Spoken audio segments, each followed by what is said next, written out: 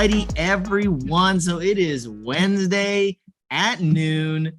We are here at the RE/MAX office, and this is just a live call that we're going to do every week, Wednesdays at noon, for any of our agents, any of realtors, or really just anyone. The general public can hop on and ask three licensed loan officers any questions they may have. So first off, what we're going to do is we're going to open it up. I believe Pam mentioned yesterday that you have a super good question. So go ahead and fire away. All right, give me the top 5 questions to ask a buyer before I get them to you. Number 1. What do you mean for what? No, I said something that I need to know versus Nope. I'm sorry. like, because this week I've had a problem with my buyer. I said number 1. I'm sorry, I said it too fast. I wanted to jump in and say number 1 real quick. So you misheard me. I didn't say for what. Because I think that's all I heard. I'm like, what do you mean what? I know. Gosh, Alan, you've been on for 10 seconds. You're being a smart ass. No, I said number 1. So I think number 1 is, especially in this market, is credit score. I've talked about this a lot, but since I've talked so much and like to hear myself talk, I forget who I tell this to, but it doesn't matter if we say it over and over. But I've yet to find a person or have talked to a person who understands what I'm about to say, but they appreciate it when I say it. And that is, I can't tell how many people call me and tell me their credit score. And the way that it works is we actually tell them the credit score. And why? Because whatever they're looking at isn't going to be what we're looking at. So I let them say what they have to say, which is, oh yeah, my score, I just checked this morning. I'm on right now. Oh, it's 720.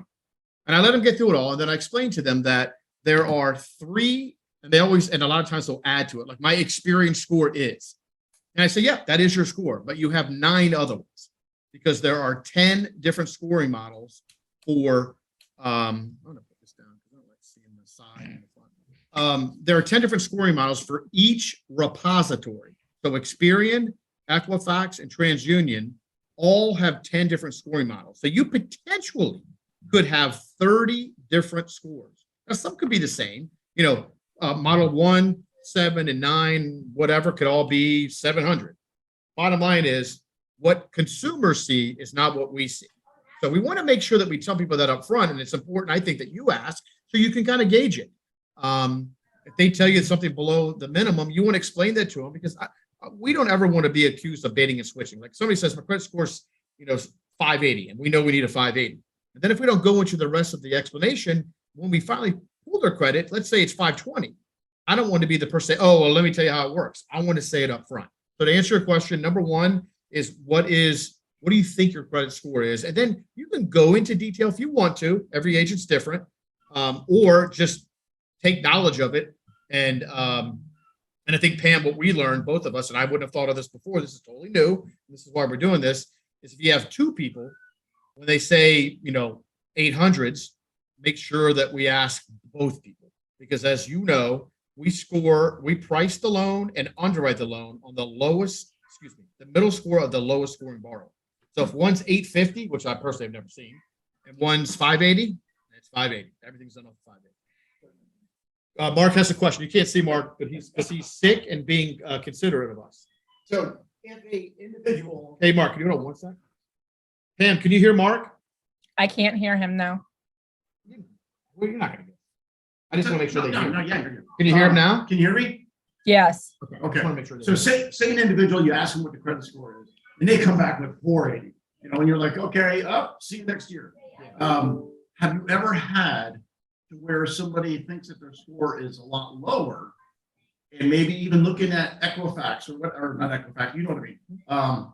Looking at some of those other platforms, and then you actually were able to get them a higher score, not that you're actually doing that. Right.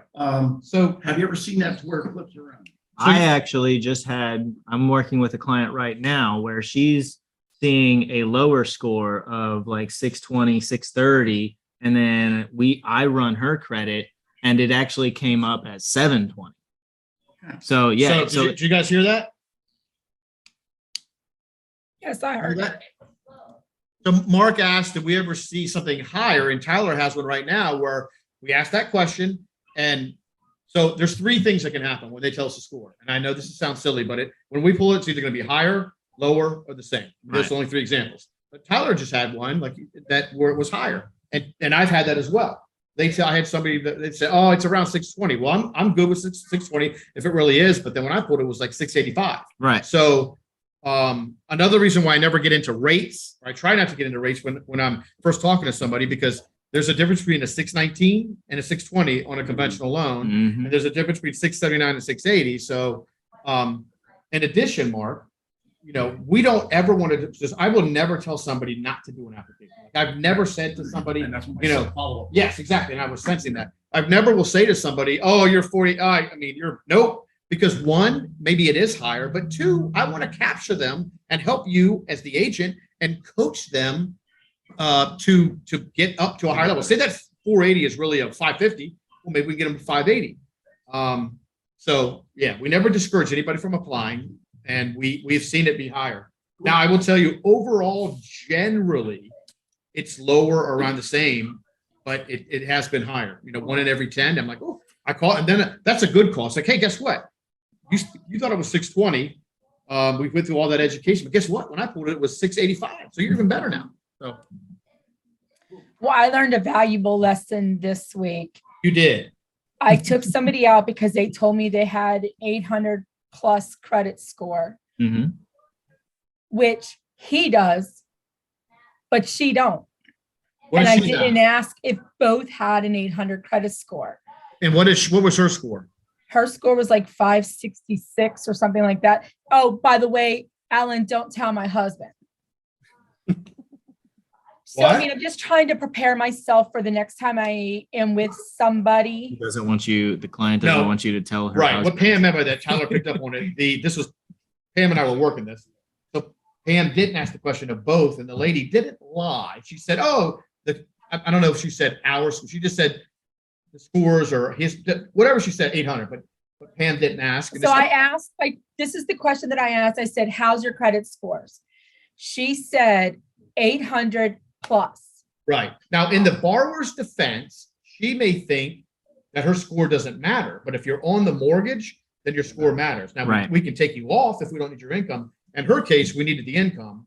And what Pam was saying is, she said, please don't tell my husband. Because her husband has great credit, and before they were married a couple of years ago, and they're not young, Mhm. so it was like second marriage, or first for him and second for her. She didn't learn her lesson, and from past bankruptcy, and it got worse. And anyway, so we live and learn. I mean, I just revised my. I'm always revising stuff. Stuff that pops up, and you're like, oh, yeah, maybe I should say this. Maybe I should change the wording on this. So yeah, definitely good to ask the credit score up front, and then ask both, up front. Mhm. For sure. For sure. I would say No, go ahead. No. I would say number 2 would be maybe if you want to, and again, why did you do that? I don't want to see myself. Yeah, you got to see yourself. That's the whole point. Just go ahead. Then second, again, everybody's different. You can take these 5 things and say, I'm going to do 1. I'm going to do 1 and 3. I'm going to do 1 and 5. I'm going to, whatever. Maybe digging into their income. You get a little idea, because then you can always relay it to me, and then when we talk to them, we can get there a little quicker. Right. An example: are they hourly? Are they salary? Are they commissioned? Are they self-employed? Have they been self-employed for a week? All these kinds of things. You don't have to know the guidelines for any of this stuff. You don't have to remember 580 is our minimum for government loans. You don't have to I would ask the questions that you want to ask. Mhm. And write them down. And then when you pass on the referral, let us know what they are, so we know kind of where to go quicker. Of course. Like if somebody said I have one recently, they were self-employed, they've been self-employed for a week, that's a dead deal. But I'm going to ask some other things. I shouldn't say it's a dead deal. Is there somebody that's not self-employed, another borrower? But I mean, we want to get there quicker, sooner than later. If they were self-employed, but their previous job was the same kind of job, they just went out on their own, could you take in consideration the other one, or is it automatically dead at that point? Dead. And if you think about it, a lot of people say, that doesn't make sense. That's discrimination. What is the guarantee that you did something for 20 years for somebody else, that you're going to do it yourself and it's going to survive. I don't know the percentage, so don't quote me, but a pretty high percentage of new small businesses fail in the first year. And it's stats. It's high. So there's no guarantee that you're going to survive. And that's why we need a track record. So credit, number one, kind of dig into their employment and find out that kind of stuff. That way, when we talk to them, we know where to go with it. We can go into, explanation. We're big on explaining. We're big on not just saying the way it is, but explaining why. Like, you need this, but here's why.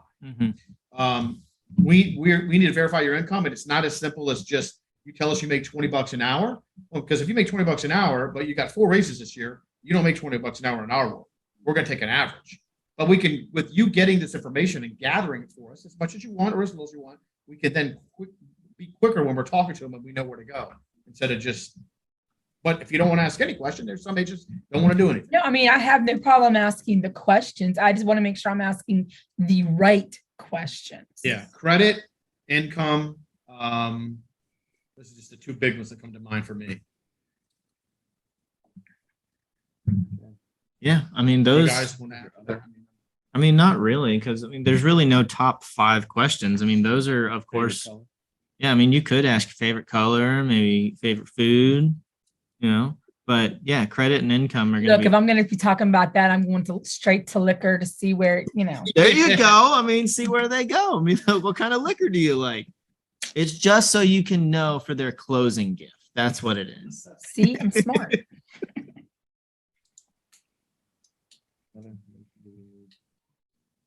I don't know what other kind of I mean, information do you there's need? other stuff that you could ask, like, are you? There's going to be things that you ask that you want to know for yourself. Of course. Are they looking at condos or single family or townhomes? So what if they previously own and they're in a VA loan? Does it make a difference what kind of loan they can go into next? It doesn't make a difference, but surprisingly, a lot of people don't realize this. You could actually have a VA loan if you qualify for another loan without selling it. You can actually have 2 VA loans. Not everybody qualifies for that, but we have a VA worksheet that we get information, we fill it out, and it tells us if they qualify for another VA loan. Well, I shouldn't say if they qualify for another, it's how much down. Right. There are, so far, I think everyone I've done, it's been no money down for the second one, but sometimes the numbers shake out where they don't have enough eligibility and they can do another VA loan, but they have to put money down. Right. And sometimes they think, well, why would I do that? I'll just do a convention because I want to do VA, no money down. Mm-hmm.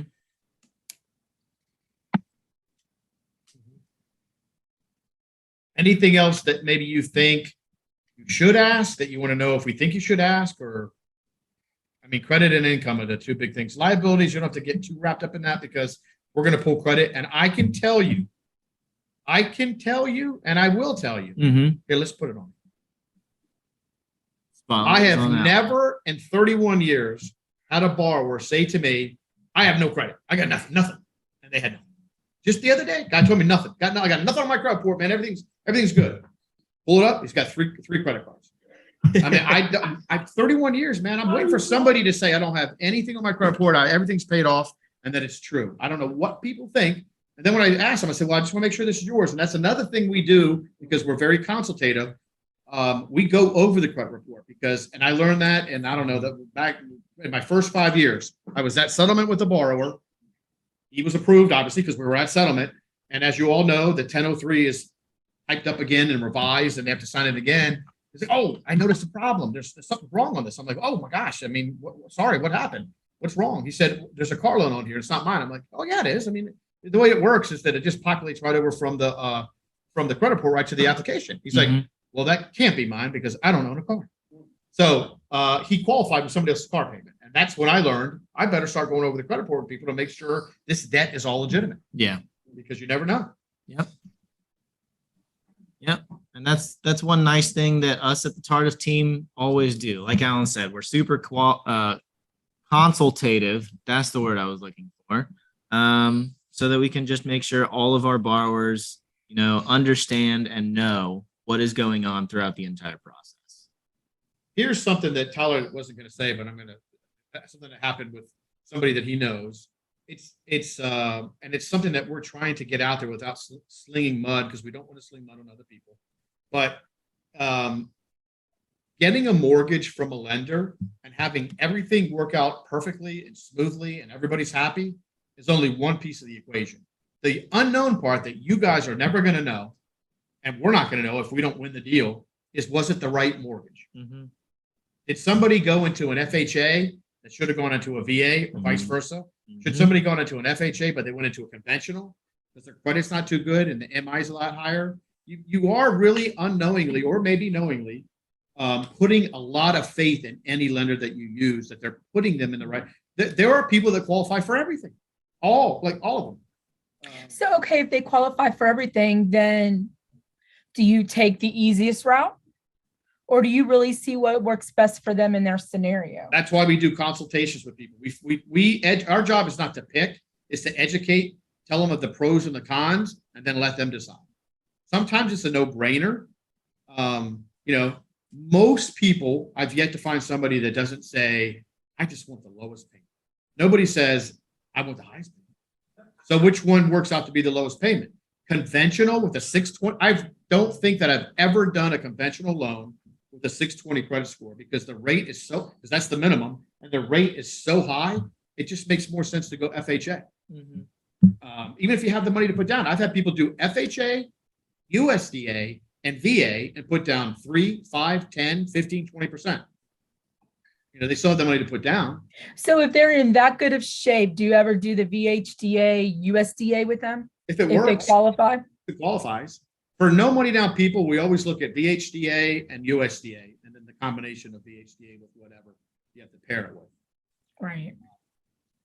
Because keep in mind, the USDA and the VHDA geographic income limits aren't the same.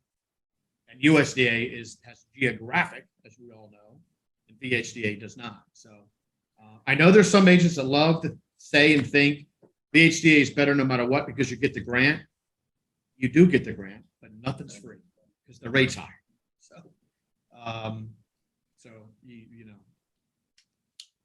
it's a loan officer's job, and that's the point I'm making here. It's a loan officer's job to lay it all out, and then you have to trust us that we're putting people in the right program.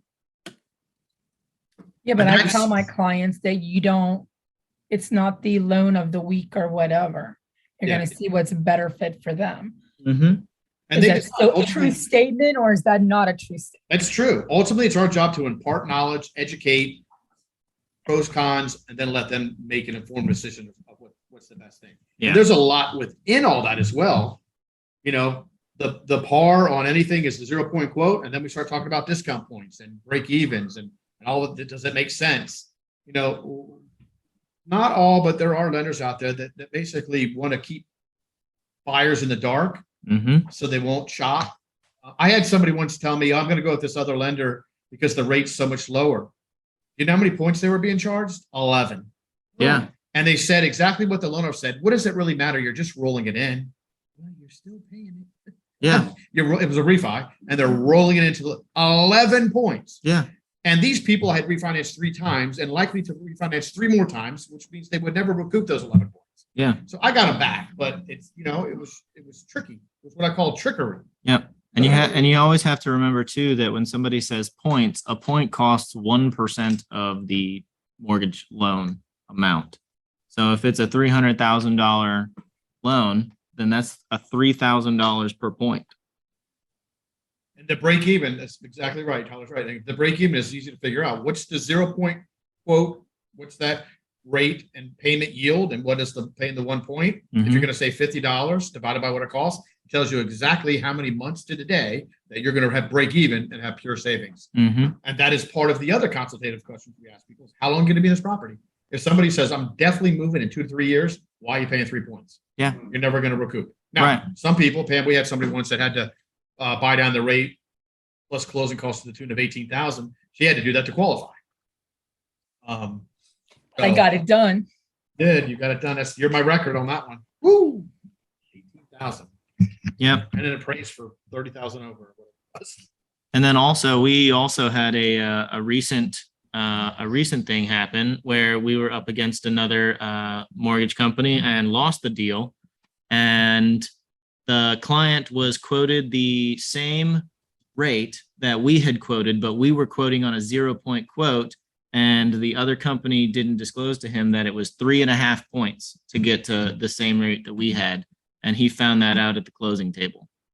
That we Granted, choose- he should have, yes, he should have found out beforehand because you sign all of the disclosures and documents and everything. So, but if, in all honesty, if somebody doesn't take a consultative approach and explain these documents that we send, throughout the process, it's just a bunch of numbers to a lot of people.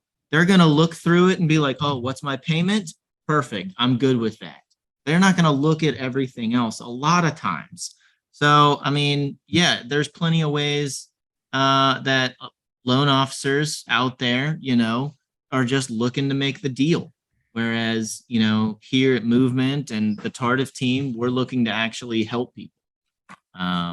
And make sure that they're getting the best deal, whether it's with us or with somebody else.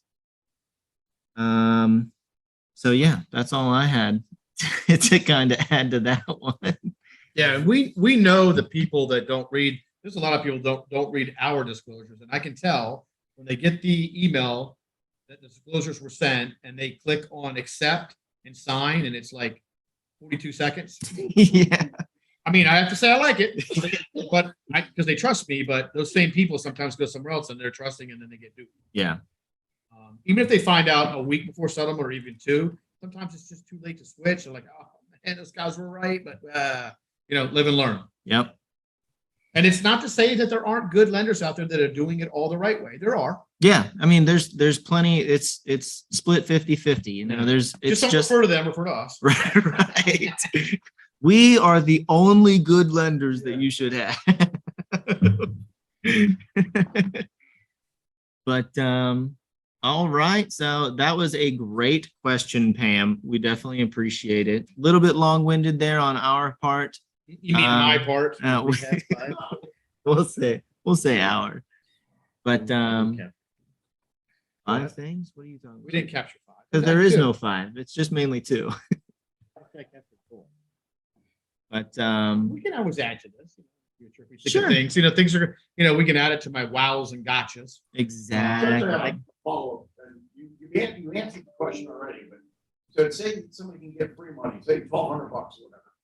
How much detail do you go into as far as saying, well, look, your payment's going to be $80 more per month for the next 30 years, and you're getting an extra $1,200? I mean, do you go down to that nitty gritty and say, look, you're going to get ripped off in the end. This is your best cost for your return on investment. You would think we do. Did you hear that? I can barely hear him. So I heard something about $1,200. Like And How the deep do we nitty-gritty. go when somebody, It's is getting free money. getting free money and yada yada yada? Yeah. I would say overall, there's less times that I am able to explain that to people, because when people have it in their heads to go somewhere else, like the one that Tyler was mentioning, it's like we lose them. They don't always respond or want to hear, or they ignore the emails because they've moved on. So less times when we lose it, it's just like they check out and they're like, oh, I'm good. Yeah. And sometimes it works out and sometimes it doesn't. So we're bound to how many times they'll return the call. Like, I lost one a couple of weeks ago, and I've been working with them for a long time, and then one of their best friends became a lender. It's licensed for a week. And she's like, well, we really think that she's going to have our best interest at heart. I'm like, okay, but I'm just telling you, I think the rates are going to go up this week. So if you want to go with them, you better lock. Well, guess what? The other lender didn't, because she's still learning just how to even do anything. And so I threw it in her face. I threw it back at her. I'm like, I tried to, there's friend and best interest and experience. Yeah. That was an example. That loan officer doesn't know what they don't know. They don't even know the job yet to know that that's a big deal. So they didn't get locked in, and they could pay. Then when they did get locked in, it was higher than my rate. But what is that? Yep. But they just didn't want to hear anything. Oh, she's our friend. She must be doing a better job than you. And I will say, I would like to comment that that's one reason why I like being on the Tardif team, because Alan has our backs. I'm new as a loan officer, and I could make those mistakes, but Alan catches it.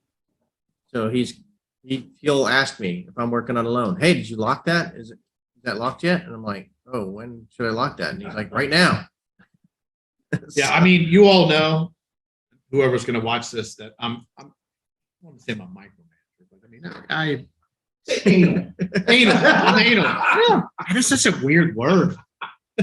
Yeah, I mean, I have a system. I like system. I have a system where I Checks everything. yeah, I mean, I've got a pipeline, and I don't need to bore you with it, but basically every loan we're working on, and if the box is yellow, we haven't done it. Like if it's the lock box is yellow, it stares at me, and it's just a bunch of boxes, and all white means it's all done, and all the yellows every day.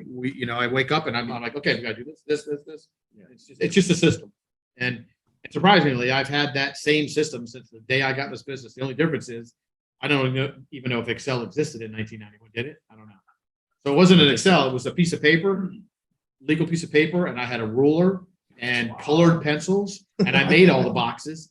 And once I made the whole thing, then I photocopied it and hand wrote everything, and then now it's all. It's never failed me, and it's But that system works. yeah, the system works. Anyway, of course, nobody can really predict the market, but I am a freak about the Japanese candlesticks and the Elliott wave theory. Yep. which leads into it. Yep.